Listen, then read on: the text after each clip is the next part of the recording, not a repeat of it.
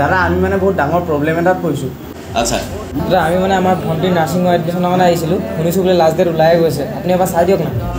ৰ'বা চাই দিওঁ। অলমষ্ট ক্ল'জেড নহ'ব। তাই কম্পিউটাৰ কোৰ্চ এটাও লৈ আছিলে, সেইটোও চাগে এতিয়া এৰিবই লাগিব। কিয় একো নাই বাৰু।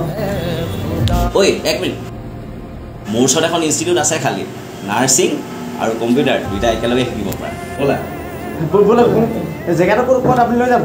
ঠিক আছে।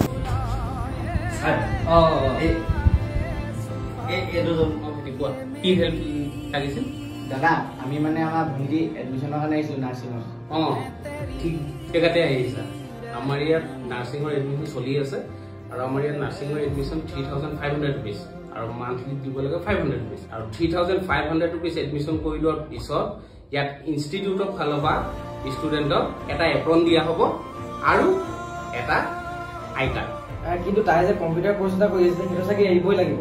একো নহয়, আমাৰ ইয়াত নাৰ্ছিঙৰ লগত কম্পিউটাৰৰো আমাৰ ইয়াত সুবিধা আছে।